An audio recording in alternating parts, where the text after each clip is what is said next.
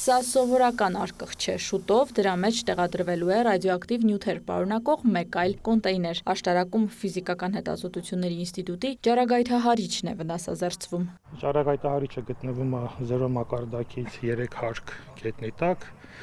եւ այնտեղից հատուկ լուծումներով ռադիոակտիվ աղբյուրները դուրս են բերվելու եւ տեղադրվելու են այն պատրաստված հատուկ կոնտեյներում, որից հետո կոնտեյները կտեղադրվի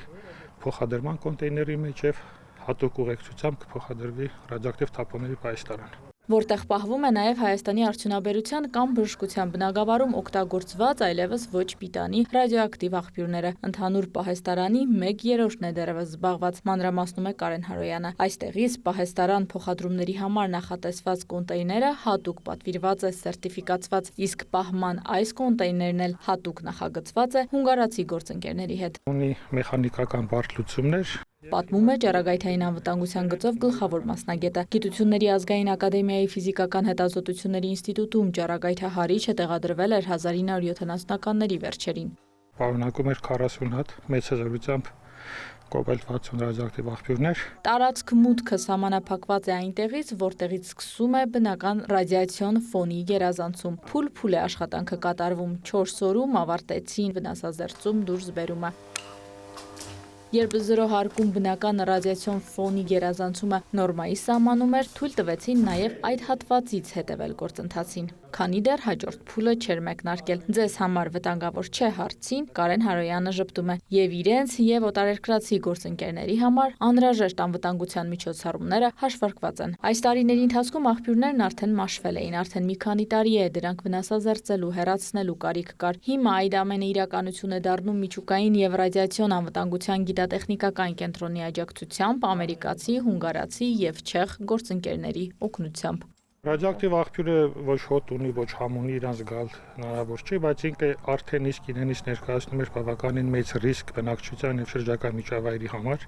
Գործընթացն իրականացվում է հունգարացի ու չեխ մասնագետների հետ համատեղ, իսկ ֆինանսավորումն ապահովել է Ամերիկայի Միացյալ Նահանգները։ Փորձում են աջակցել բարձրացնել Հայաստանի Հանրապետությունում միջուկային եւ ռադիացիոն անվտանգության մակարդակը։ Ընդհանուր որ ասենք շուրջ $1 միլիոն ներդրում արվել ԱՄՆ գործընկերների կողմից, որը ներառում է այս կոնտեյներների պատրաստումը եւ կազմակերպչական աշխատանքներ, շուրջ $500,000 կարգի արժեր նոր ջարագայթահարիչը, որը տրամադրվել է սրան փոխարինող։ Ֆիզիկական հետազոտությունների ինստիտուտին տրամադրված այդ նոր ջարագայթիչը այլընտրանքային լուծում է, որպեսզի իրենք կարողանան շարունակեն իրենց հետազոտական աշխատանքները, միգուցե եւ նոր հետազոտական խնդիրներ ձեռնարկեն։ Ֆիզիկական հետազոտությունների ինստիտուտը սարքը մոտ 3 ամիս առաջ է ստացել, դեռ չեն գործարկել թղթաբանական ընթացակարգի պատճառով, գրանցվել է, լիցենզիա ստացել, ինստիտուտի տնօրենն է պատմում։ Ընթացքում նաեւ շահագործող մասնագետների տեղում վերապատրաստում է իրականացվել համապատասխանաբար ռենտգենյան ջարագայթիչի եւ պատկերող մոդուլի օգտագործման հնարավորություններին ծանոթացնելու միջոցով։ Ի տարբերություն Խորհրդային Միության տարիներին տեղադրվածի, այս մեկը ռադիոակտիվ աղբյուր չունի, ռենտգենյան սարքավորում է եւ հետագայում էլ վնասազերծելու հատուկ պահեստարան տեղափոխելու կարիք չի լինի։ Պարզապես պետք է հոսանքն անջատել։ Այստեղ ամբողջ ղեկավարում իրականացվում է համակարգչի միջոցով համապատասխան ծրագրային փաթեթներով։ Սա լիարժեք փոխարինում չի նախորդ ուրեմն սարքի, բայց փոխարինը ունի նաև իր առավելությունները։ Մասնավորապես այստեղ առանձին պատկերման հանգույց կա տեղադրված, որը թույլ է տալիս էականորեն նախ ընդլայնում է հետազոտական հնարավորությունները եւ թույլ է տալիս իրականացնել նաև միջգիտակարգային հետազոտություններ։ Առանց առանձնացված նկուղային սենյակների անհրաժեշտության, ուր որը կվերսկսեն ընդհատված հետազոտությունները։ Ֆիզիկական հետազոտությունների ինստիտուտի տնօրենի խոսքով նոր սարքն արդեն գործնականում պատրաստ է շահագործման։